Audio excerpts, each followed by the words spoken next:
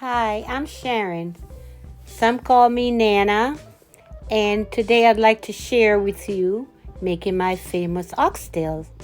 First, we're gonna wash it with vinegar. Wash it real good, drain the vinegar, and these are the ingredients, the spices that I'm going to use today. As you can see, we have the adobo. You can see all that's there. The thyme, scallion, garlic, onions, and they're all nicely chopped and ready to be put in my oxtail. All right, so let's go. All right, ready? Let's not forget our Scotch bonnet pepper. That's a must. Okay, we start with adobo. And you sprinkle. I personally don't measure. I just kind of eyeball it. So hopefully you could do the same. I would say maybe this is about 3 teaspoons or tablespoons. Just guesstimating, not sure. Because like I said, I really don't measure. But so we make sure you get the seasoning throughout the entire container. You move them around so you could get every piece seasoned. And then you work it in. Move them around, work it in. And next, we're gonna add some oxtail seasoning. This is optional. Sometimes I use it, sometimes I don't, but it just gives it that extra kick. So feel free to use that, and that can be purchased at most West Indian stores. Some parts in like your bigger markets like ShopRite and Stop and Shop, they'll have like an international aisle, and you could get the oxtail seasoning there. So let's do the same thing like we did with the adobo. We put the seasoning on everything, just work it in, move it around, make sure every piece gets some, and then you just work it in, and you just keep working it in. I'm trying to teach my children how to make oxtails, and they've tried, but it's always like, oh, Mom, you make it best. You know why? Because they want me to make it. You know how kids are. All right, so we're gonna add a little bit more adobo. Just from eyeballing it, I could see that it could use a little bit more. So I'm just adding some more to it. As you can see, I have about 10 pounds of oxtails. So it may look like I'm putting a lot, but it's not. I could tell you that. So then again, you work it in.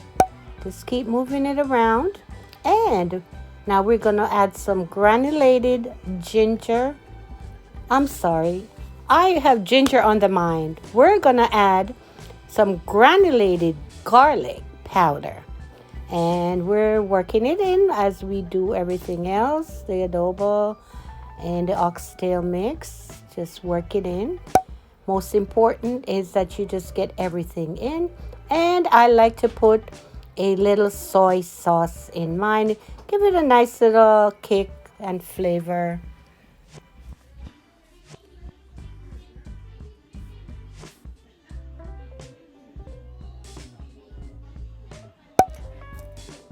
And like I said, just keep working it in. Now I'm adding a little black pepper, the shaker. So this is a grinder. You could add more or less depending on how much pepper you like. And now I'm adding some salt. You can salt to taste. And now this is browning. It's called browning, and what it does is basically give the oxtail like a brownish color. It tones it down a little.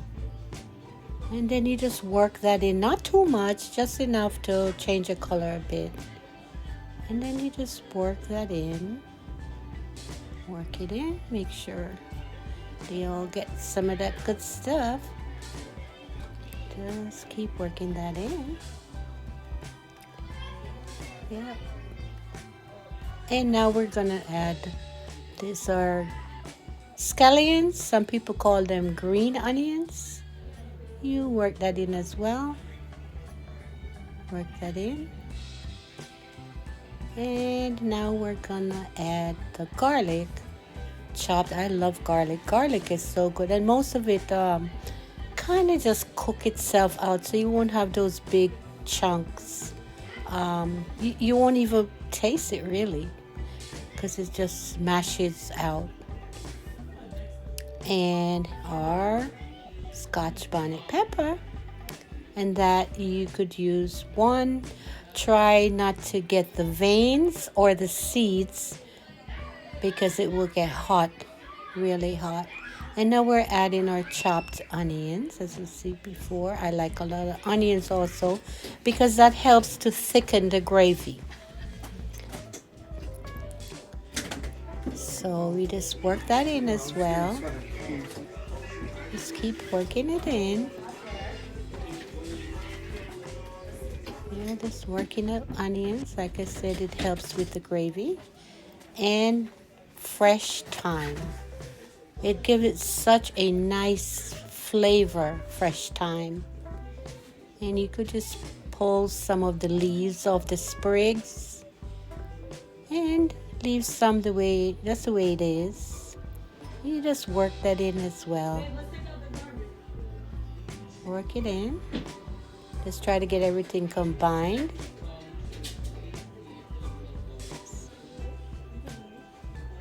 And this is what we look like, all nice and seasoned. So I've marinated this for 4 hours. And now we're gonna brown them.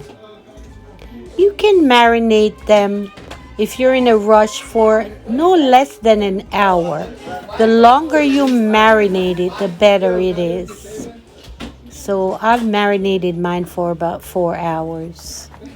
And the important thing about browning them is you have to take the excess seasonings, like such as the onions and the garlic and the thyme.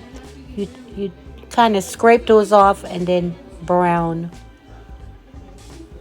them evenly on each side. Probably about a minute or so, just to get them brown, because you're still going to cook them longer, but just to get some more color and seal all those nice seasonings into the meat by browning them. That's what that does.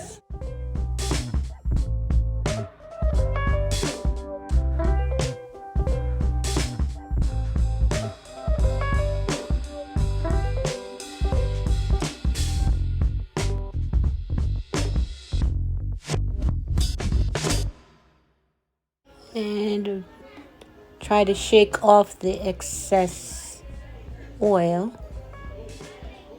Just shake them off. And you put them aside, like, for example, I'm using a foil pan. I'm just putting the ones that are already browned in the pan. And it's a little time consuming, but I find that you get a better result when you actually brown them.